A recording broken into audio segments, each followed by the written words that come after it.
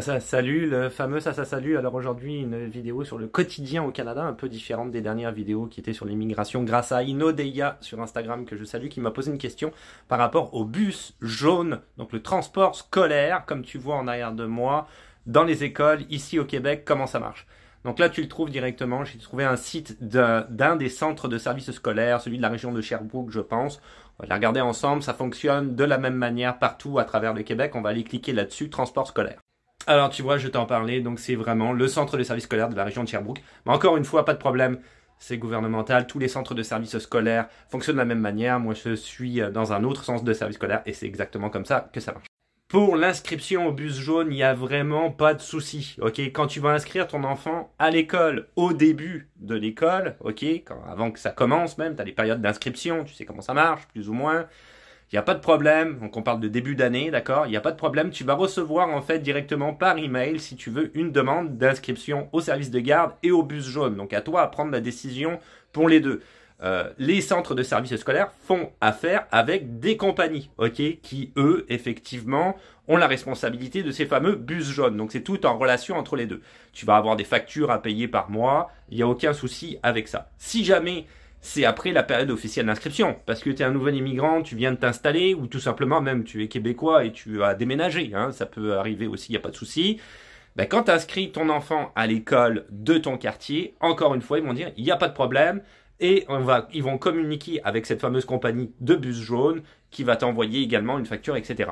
Donc, pas de souci si tu veux à ce niveau-là pour l'inscription, ça se passe très bien.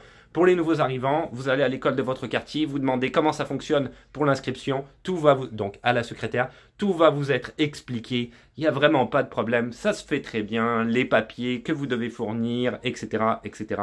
C'est vraiment pas compliqué. Alors, pour les bus jaunes, après, comment ça marche au niveau du trajet? Donc ça, c'est très facile également. C'est-à-dire que ce qu'ils vont faire, c'est que chaque trajet peut différer d'une année à une autre. Ils vont faire le trajet en fonction des enfants. Où est-ce que les enfants habitent? C'est pour ça que tu vas avoir, si tu veux, plusieurs bus jaunes par école. Parce que ce bus jaune-là va se diriger vers tel quartier et l'autre vers telle autre partie, si tu veux, du quartier autour de l'école. Et va amener les enfants soit devant chez eux, soit proches, vraiment très proche de leur maison, donc à la première intersection par exemple. Et tu vas avoir un horaire aussi bien le matin que le soir. C'est-à-dire qu'ils vont te dire, par exemple, le matin, ils vont définir que le bus jaune commence à prendre le premier enfant à partir de telle heure, donc le deuxième c'est à partir de telle heure, etc. Tout est minuté, et ils vont te dire entre telle heure et telle heure, on parle de minutes, entre 7h10 et 7h15, le bus va être là, soyez là à l'angle de telle rue avec votre enfant, pour qu'il puisse monter dans le bus jaune, surtout quand ils sont jeunes, il faut quand même que tu l'accompagnes et que tu attendes avec lui, il n'y a pas de problème. Quand ils sont plus grands, par exemple en 6e année ou même à l'école secondaire, ils peuvent attendre tout seuls dans la rue, surtout au secondaire, ils vont pas aimer que papa-maman soit là à côté. Hein. Donc ils peuvent attendre, il n'y a pas de problème. Donc à ce moment-là, il faut vraiment être à l'heure. Si tu n'es pas à l'heure, on parle du matin, là plus spécifiquement, le bus jaune va attendre un petit peu, mais éventuellement, il va falloir qu'il continue sa route parce qu'il a d'autres enfants à aller chercher à des heures très précises. Là, à ce moment-là, tu l'as raté et c'est toi, en tant que parent, qu'il va falloir te débrouiller pour l'amener à l'école.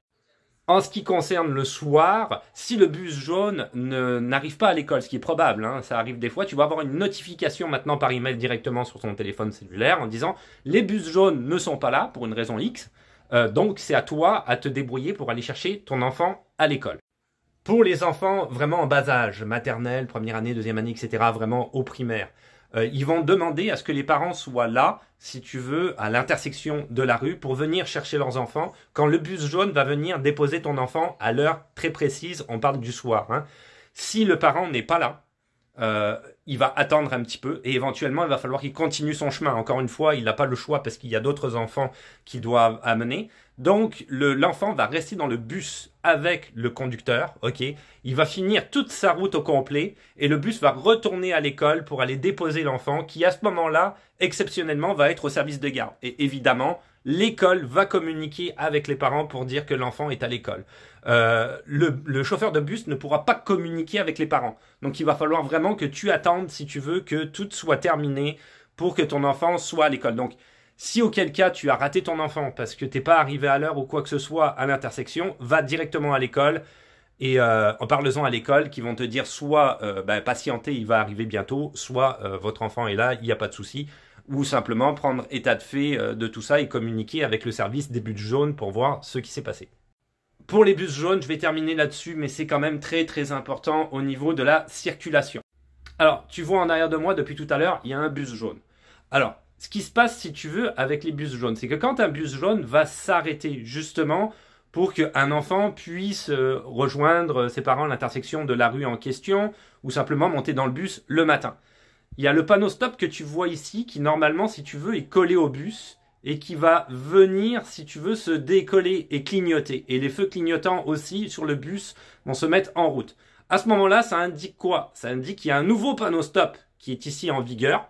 Il faut que les véhicules s'arrêtent en arrière du bus et ne pas le dépasser, ainsi qu'en avant, c'est-à-dire si jamais tu es en sens contraire, d'accord, du bus, il faut que tu t'arrêtes également.